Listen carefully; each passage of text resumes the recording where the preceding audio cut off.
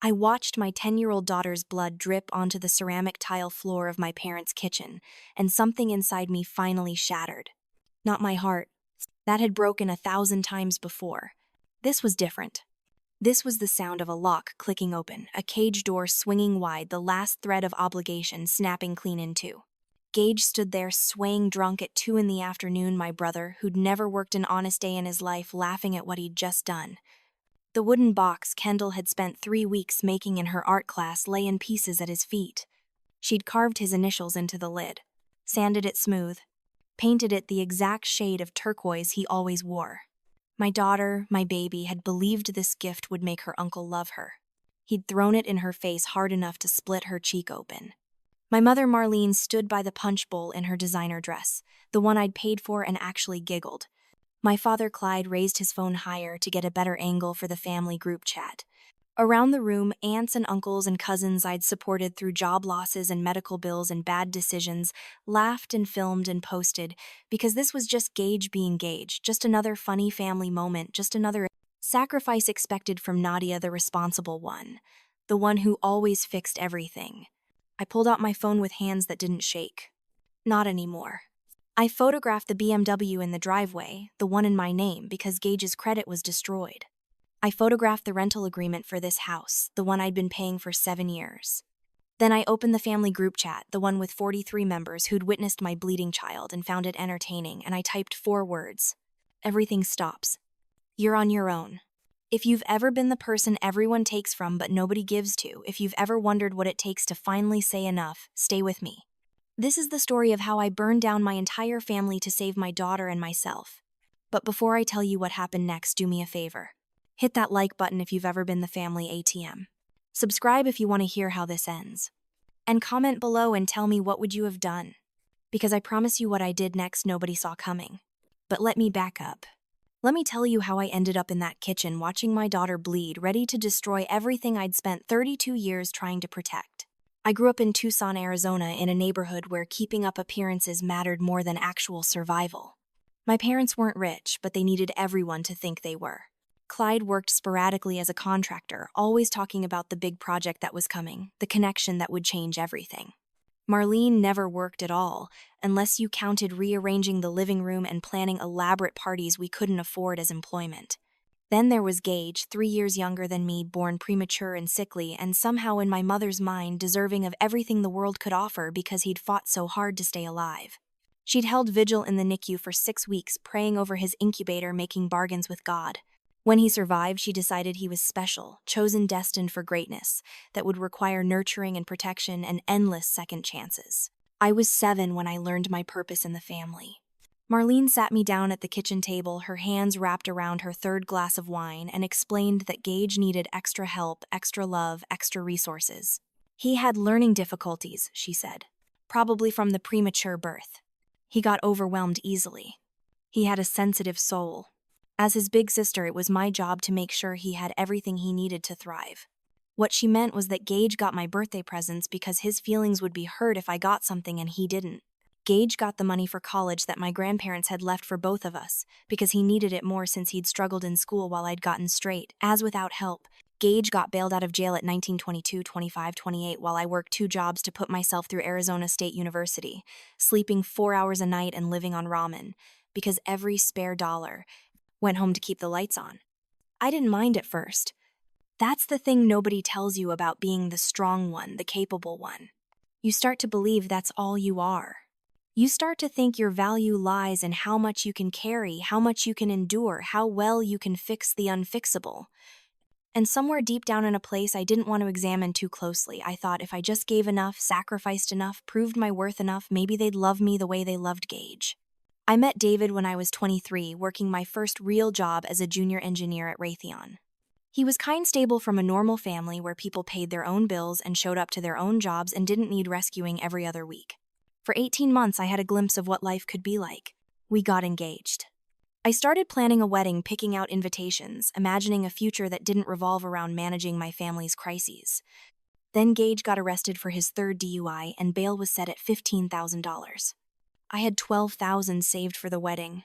Clyde called me crying, saying they'd lose the house if they used their money for bail instead of the mortgage. Marlene said I couldn't let my baby brother sit in jail like a common criminal. She said, what would people think? She said family comes first. She said I could always get married later, but Gage needed me now. I emptied my wedding fund. David left 3 weeks later. He said he loved me, but he couldn't compete with a family that would always need one more rescue, one more sacrifice, one more pound of flesh. He said I had to choose, and I told him he didn't understand what family meant. What I didn't say was that I was terrified that if I stopped being useful, I'd stop being loved. What I didn't know was that I'd never been loved at all. I'd just been convenient. After David left, I doubled down. I worked harder, earned more, gave more. I paid off Clyde's truck. I covered Marlene's medical bills when her expensive taste in cosmetic procedures outpaced their insurance. I funded Gage's pottery studio, his dreams of being an artisan, his vision of selling handmade ceramics to tourists in the Barrio Viejo Arts District. I bought him equipment, paid his rent, covered his utilities. When the studio failed because he spent more time drinking than working, I bought him a food truck. When that failed, I funded a vintage clothing store. Then a landscaping business. Then a gourmet dog treat company. Every failure was somehow never his fault. The economy was bad. The location was wrong. His partner stole from him. Customer didn't appreciate quality. He had bad luck. He had a learning disability. He had childhood trauma from being premature. I was 28 when I got pregnant from a brief relationship that didn't survive my family's constant demands. Marcus Kendall's father wanted to be involved, but my family scared him off within months. Marlene criticized how he dressed. Clyde questioned his job as a middle school teacher, saying real men made real money. Gage borrowed his car and returned it on empty with unexplained damage. Marcus tried, but eventually he moved to California for a better job and sent child support checks that I never asked him to increase even when I needed it, because at least he was consistent in that one small way. I had Kendall alone in a hospital room with Marlene complaining about missing her book club to be there, and Gage texting me to ask if I could spot him $200 because he had a hot date. I held my daughter for the first time and made silent promises about the life I'd give her, the protection I'd offer, the love I'd show. I had no idea how badly I'd fail her before I learned how to keep those promises. The next 4 years were a blur of daycare and diapers and double shifts of promotions earned through sheer competence and exhaustion. I became a senior engineer. I bought a small house in a decent neighborhood. I should have been proud. Instead, I felt guilty because Gage was still struggling, and my parents were still barely scraping by, and somehow my success felt like theft, like I'd taken resources that should have gone to them. So I kept giving. I bought them a car when theirs died. I paid for Gage's latest venture, a ceramic studio in Barrio Viejo, a tourist area where he'd definitely make it this time. I covered my parents' rent when Clyde's contractor jobs dried up. I paid for Marlene's medications, Clyde's dental work, Gage's legal fees from a bar fight, a disputed charge at a casino, a problem with an ex-girlfriend's brother. Kendall grew up watching me say yes to everyone but her. Dance classes. Maybe next year honey Uncle Gage needs help with his business. A bike for your birthday. Let's wait a little while, sweetie. Grandpa needs his diabetes medication. Can we go to the science museum? Not this weekend, baby. Grammy's roof is leaking and mommy has to pay for repairs. I told myself I was teaching her about family, about responsibility, about sacrifice. What I was really teaching her was that her needs didn't matter, that love meant erasing yourself, that being good meant being used. She never complained. That was the worst part. Kendall just got quieter, smaller, more careful not to ask for things. She made gifts instead of requesting them. She drew pictures of the places we couldn't afford to go. She wrote stories about adventures we didn't have time for. And she adored Gage with the kind of desperate seeking love I recognized in myself, the love of a child trying to earn affection from someone constitutionally incapable of giving it. Gage had been living with my parents for 2 years by the time Kendall turned 10. His studio was bleeding money, but he refused to get a real job because he was an artist, and artists didn't punch clocks for the man. He'd moved back into their spare room rent-free, contributing nothing, eating their food, using their utilities, drinking their liquor, and treating them like hotel staff. My parents loved it. Marlene especially. She finally had her baby back under her roof, needing her, depending on her. Never mind that I was paying their mortgage, their utilities, their grocery bills. Never mind that Gage contributed nothing but chaos and entitlement.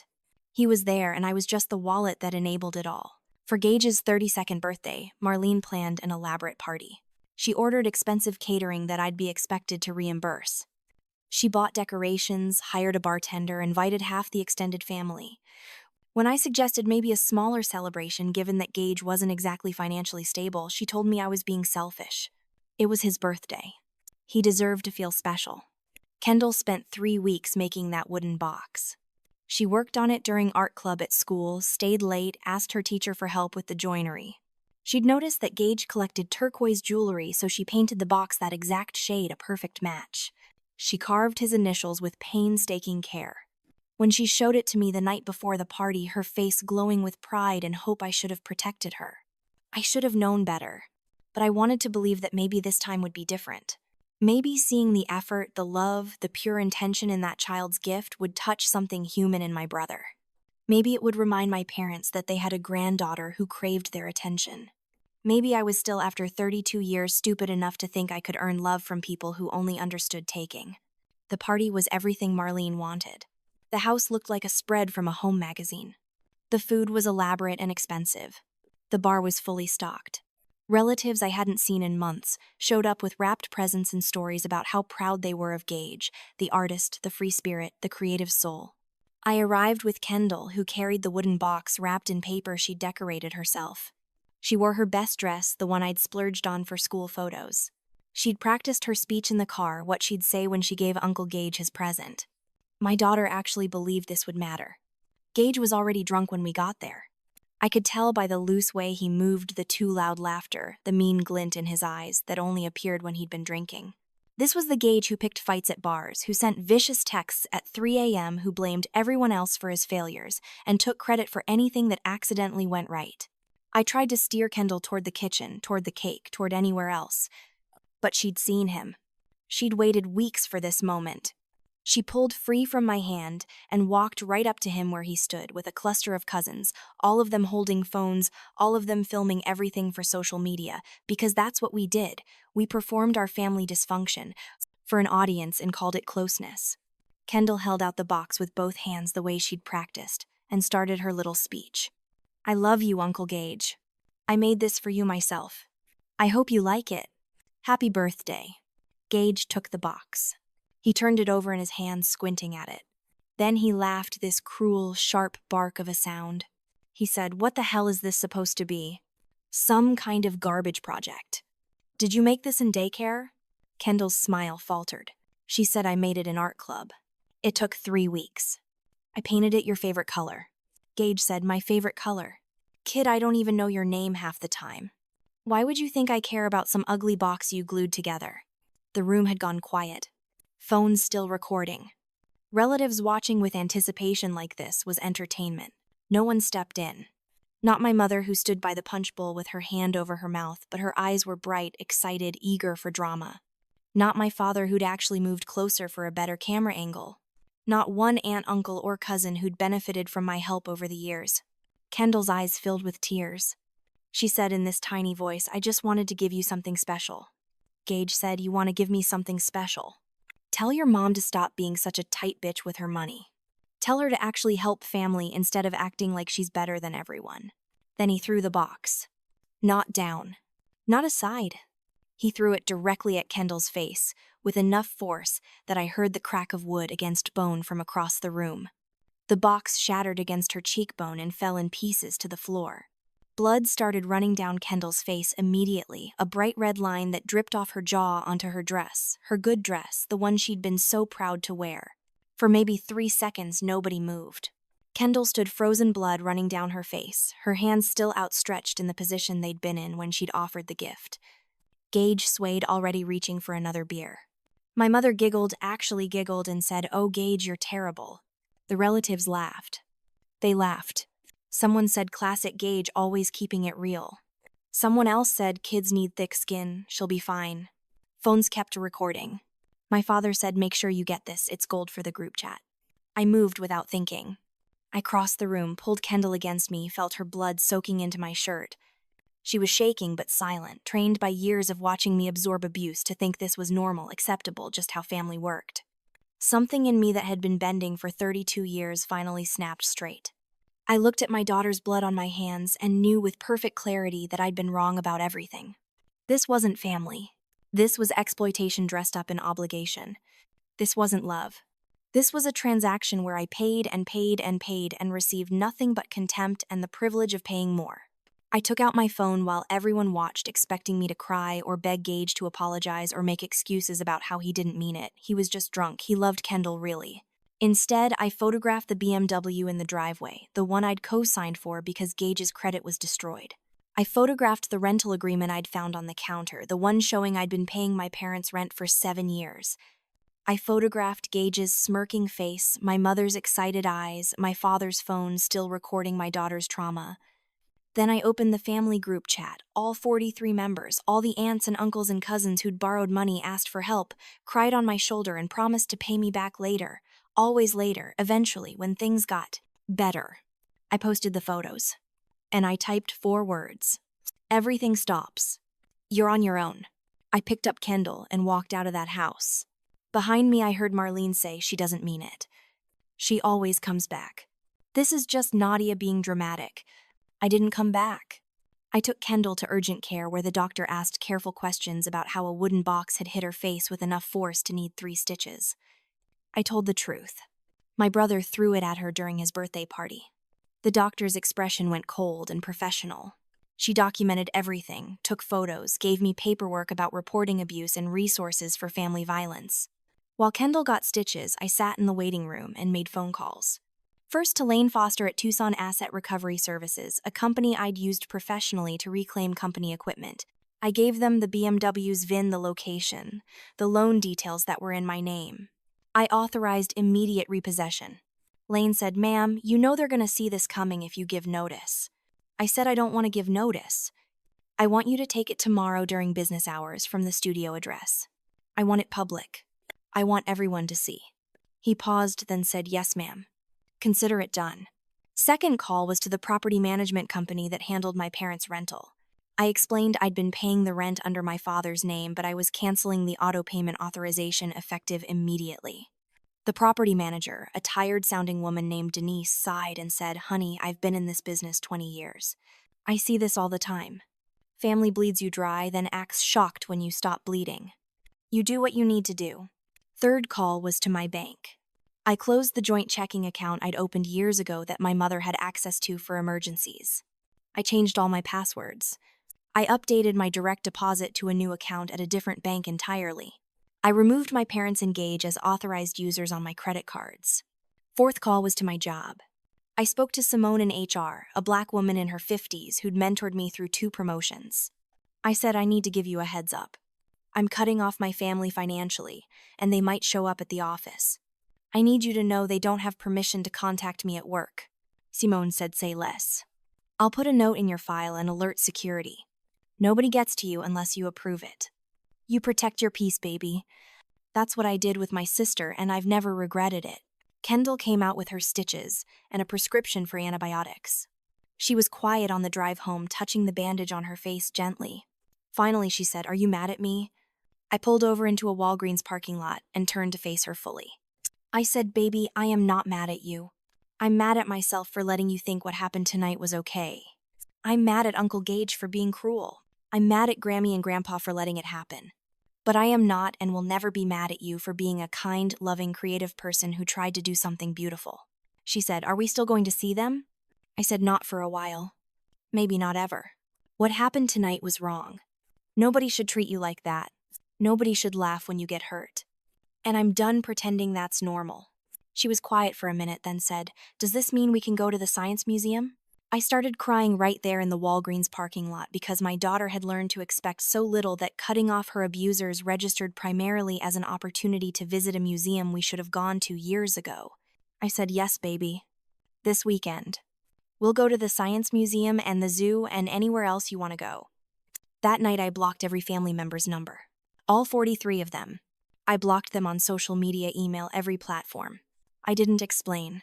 I didn't justify. I just disappeared from their access. The next day was a Tuesday.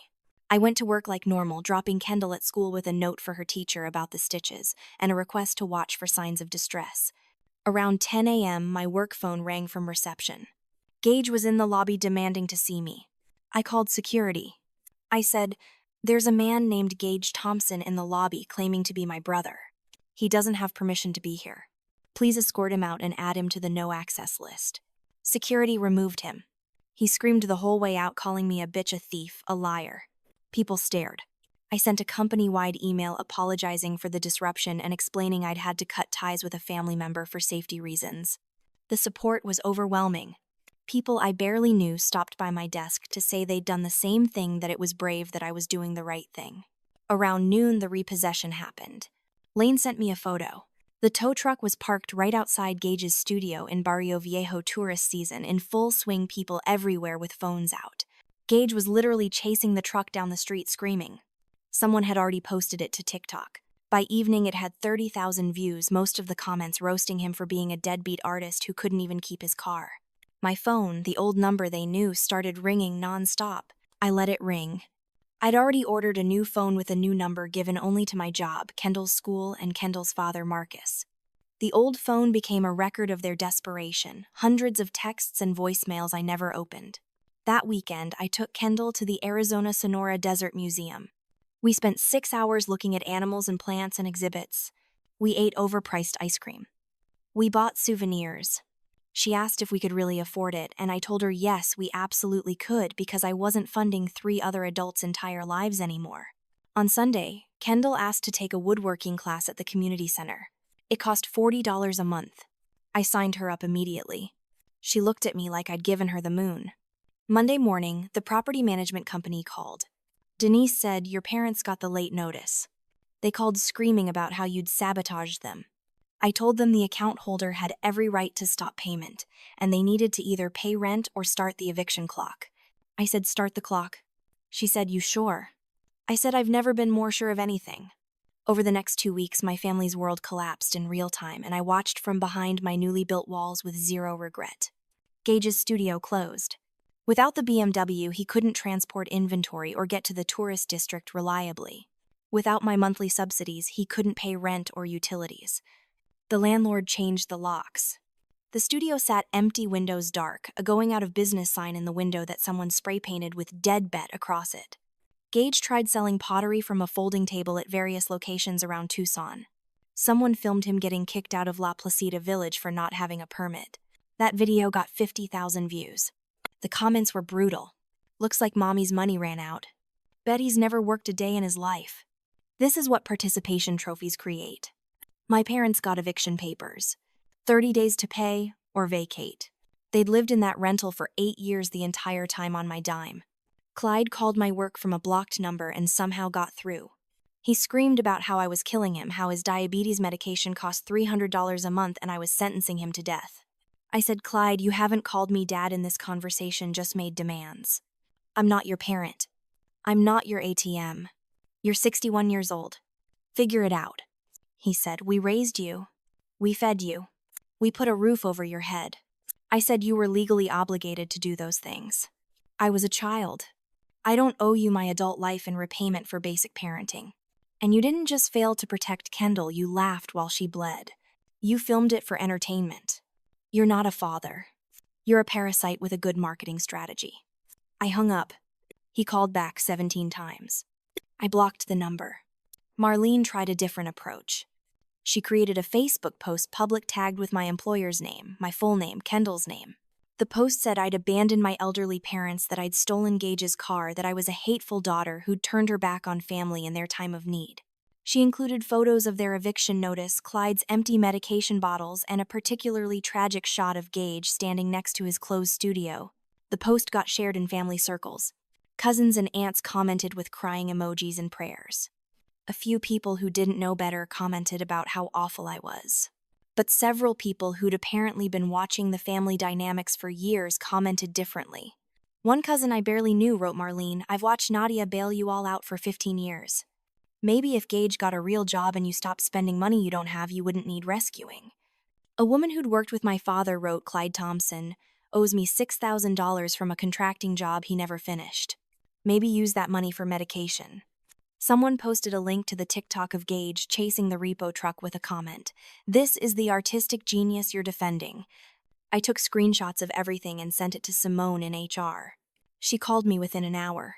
She said, "This is harassment and defamation. We're sending a cease and desist to your mother. If she doesn't take the post down in 24 hours, we're filing for a restraining order on your behalf. Also, we're adding your family to the building's no-access list with photos. Security has been briefed. The post came down in 3 hours. Marlene sent me one text from a number I hadn't blocked yet. You've destroyed this family. I replied, I stopped funding your delusions. You destroyed yourselves. Then I blocked that number too. Week 3, Clyde ended up in the ER. His blood sugar had spiked dangerously because he'd been rationing insulin. The hospital called me as his emergency contact.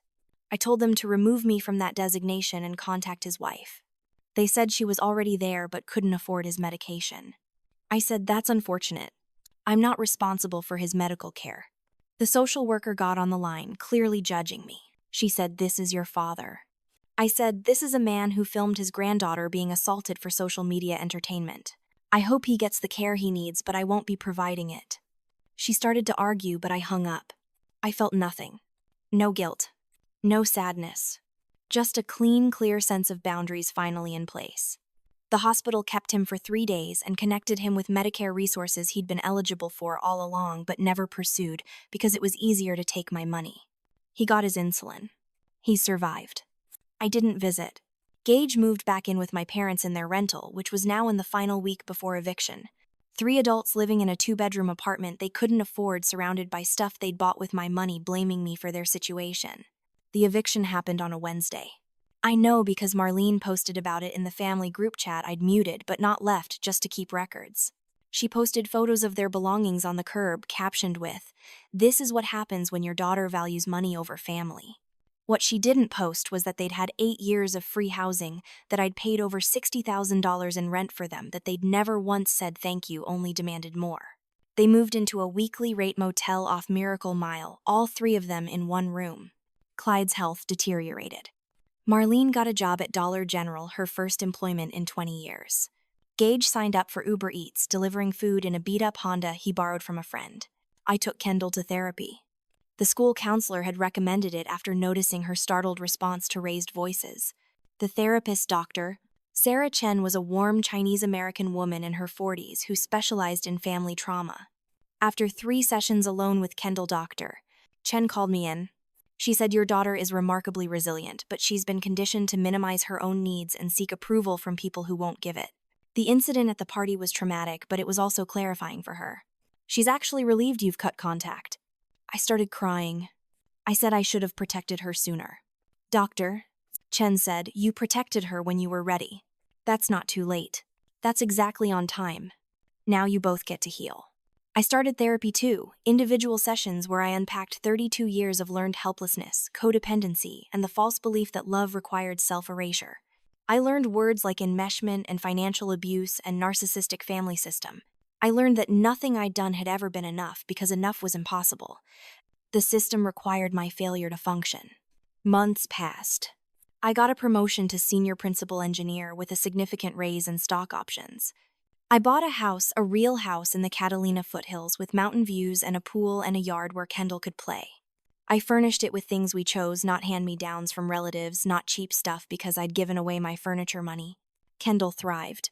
Her woodworking class led to advanced lessons. She made a jewelry box for herself, a birdhouse that we hung in the yard, a small shelf for her room. Her teacher said she had real talent, natural, spatial reasoning. She was happy. She laughed easily. She invited friends over without anxiety about whether we could afford snacks. I built a small circle of real friends.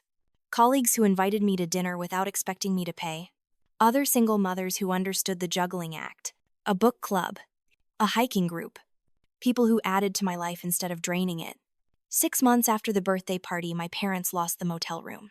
They'd been living week to week, barely managing. When Marlene's hours got cut at Dollar General, they couldn't make rent. They ended up sleeping in Gage's borrowed Honda in the Walmart parking lot on Ena Road. I knew because a cousin sent me photos, probably hoping I'd feel guilty enough to rescue them.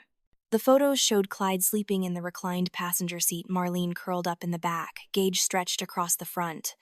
The message said, "Are you really going to let your parents live like this?"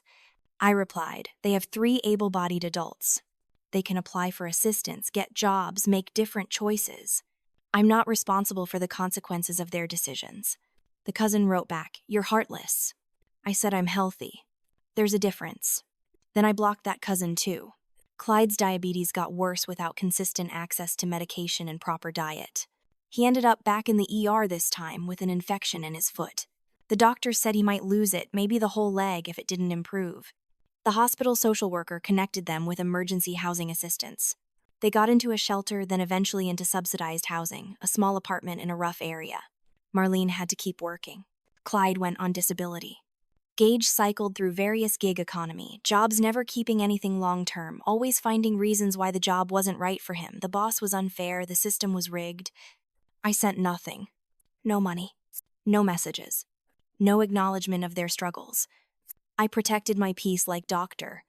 Chen had taught me like Simone had modeled like I should have done decades ago. At Kendall's 11-year birthday, we had a party at our new house. She invited 12 kids from school, her woodworking teacher, and Marcus, who'd driven up from Phoenix with his new wife and their baby Kendall's half-sister. It was chaotic and loud and filled with actual joy. We had too much cake. The kids swam until they were exhausted. Kendall opened presents and hugged everyone and never once asked why Grammy and Grandpa and Uncle Gage weren't there. Later that night, when everyone had left and we were cleaning up, Kendall said, "This was the best birthday I've ever had." I said, "Good. You deserve the best." She said, "Do you think Uncle Gage remembers my birthday?" I said, "Honestly, baby, I don't think Uncle Gage thinks about anyone but himself." She nodded thoughtful. Then she said, "I'm glad we don't see them anymore." "Is that bad?" I pulled her close. I said, "It's not bad. It's honest. Some people are related to us by blood, but they're not family in any way that matters. Family is people who love you, protect you, celebrate you. Family doesn't hurt you and laugh about it." She said, "You're my family." I said, "You're my family too. And we're enough." 1 year after the party, I got a letter. Actual mail, handwritten, forwarded from my old address. The handwriting was Gage's, that sloppy scrawl I'd seen on countless IOUs and promising notes over the years. The letter was 4 pages long. It started with apologies, moved into excuses, cycled through blame, and ended with a request. Dad was sick, really sick. The infection had spread. They might have to amputate below the knee. They were living in subsidized housing, but it wasn't wheelchair accessible. Mom was working herself to exhaustion. Gage was trying so hard, but the economy was tough, and he had some health issues too, probably from the stress, and they needed help. They needed me. He wrote, "I know I screwed up at my birthday. I was drunk and stupid. But that was a year ago. You can't punish us forever for one mistake. That might be Nadia. Mom is falling apart. I'm drowning here. We need you to step up. That's what family does. We need a loan, maybe $15,000, just to get Dad's medical stuff sorted and move to a better place. I'll pay you back. I swear. I'm different now. We all are. We've learned our lesson." The final line, "Please. We're desperate. You're all we have." I read the letter twice while Kendall ate breakfast, chattering about her upcoming woodworking showcase at the community center.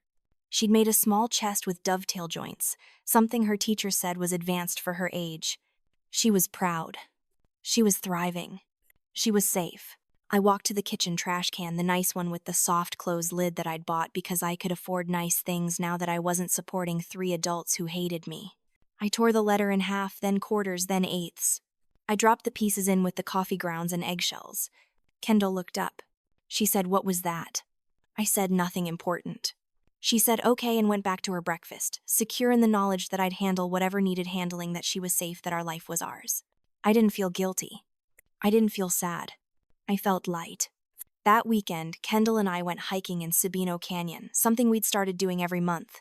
We packed sandwiches and fruit and plenty of water. We took our time on the trail, stopping to look at saguaros and lizards and the views that stretched for miles. Halfway up the trail, Kendall said, "Mom, do you ever miss them? Grammy and Grandpa and Uncle Gage." I thought about it, carefully sitting on a warm rock with my daughter beside me. I said I miss the idea of them. I miss who I hoped they could be. But the actual people, the ones who hurt you, who used me, who laughed while you bled, no, baby. I don't miss them at all. She said, "Do you think they miss us?" I said, "I think they miss what we provided. They miss the money, the solving of problems, the audience for their drama. But missing someone requires actually seeing them as a person, not just what they can do for you. They never saw us that way." Kendall was quiet for a minute, watching a hawk circle overhead. Then she said, "I'm glad you chose us." I said, "Choosing you was the easiest decision I ever made. I just wish I'd made it sooner." She leaned against me, and we sat there in the desert sun, two people who'd survived something toxic and come out stronger. Behind us was a trail of broken bonds and unpaid debts and unanswered letters. Ahead was a future we were building together on our terms, with our rules protecting our peace. The best revenge isn't dramatic confrontation or public exposure or watching them suffer. The best revenge is building a life so full of actual love and joy and peace that their absence becomes a gift instead of a loss. The best revenge is raising a daughter who knows her worth, who sets boundaries, who understands that real family doesn't ask you to bleed for them. 3 years later, Kendall is 14. She's taller than me now, confident and creative and kind. She still does woodworking now, selling pieces at local craft fairs.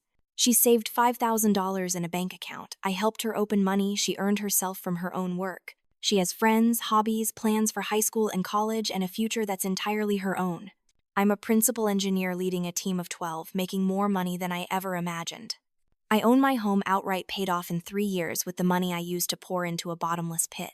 I have retirement savings, a robust emergency fund, investments for Kendall's education. I take vacations. I buy nice things without guilt. I say no without explanation. I never heard from my family again after that letter. I assume Clyde survived or didn't. I assume Marlene is still working or retired or moved away. I assume Gage is still cycling through jobs and schemes and blame. I don't check. I don't wonder. I don't care. Sometimes people ask if I have family in Tucson and I say no. It's not a lie. DNA doesn't make family. Shared history doesn't make family. Family is the people who show up, who celebrate you, who protect you, who add to your life instead of draining it. By that definition, I have plenty of family. Just none of it related by blood. The last time Kendall asked about them was 6 months ago. We were at her woodworking showcase where her jewelry box had won second place at the county fair. The piece was beautiful maple and walnut with hand-cut dovetails and a hand-rubbed oil finish. The judge had praised her technique and artistry. Standing there, watching my daughter glow with pride from recognition she'd earned through talent and effort, Kendall said, "I'm glad Uncle Gage never saw this. He'd probably throw it at someone." I laughed, surprised.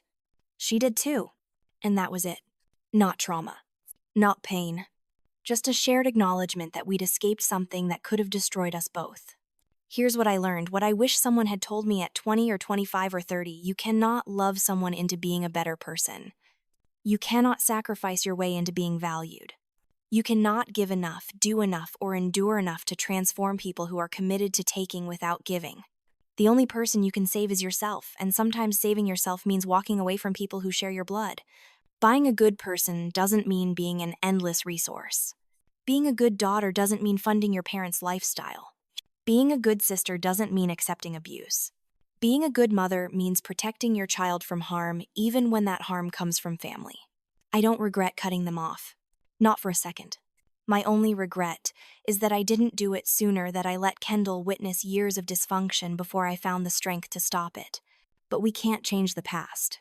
We can only build a better future. If you're reading this and recognizing yourself, if you're the one everyone takes from but nobody gives to, if you're funding someone else's life while neglecting your own, if you're teaching your children that love means erasure, please hear me, you deserve better. Your worth is not determined by how much you can endure. Your value is not measured by how useful you are to people who refuse to value you. Walk away. Build your boundaries. Protect your peace. Choose yourself. Choose your children. Choose a life where love is mutual, where effort is reciprocated, where sacrifice isn't the price of belonging. It will hurt. People will call you selfish. They'll tell you family is forever. They'll weaponize guilt and obligation and shared history. Let them. Their opinion of you is not your responsibility. Your responsibility is to yourself and the people who genuinely love you. I'm not heartless. I'm healed. There's a difference. Now I want to hear from you. Have you ever had to cut ties with family to protect yourself or your children? Are you still stuck in a cycle of giving to people who only take? What's stopping you from setting boundaries? Drop your story in the comments. Hit that subscribe button if this resonated with you. And smash that like button if you believe protecting your peace is more important than maintaining toxic relationships. Your story matters. Your healing matters. You matter. Don't forget that.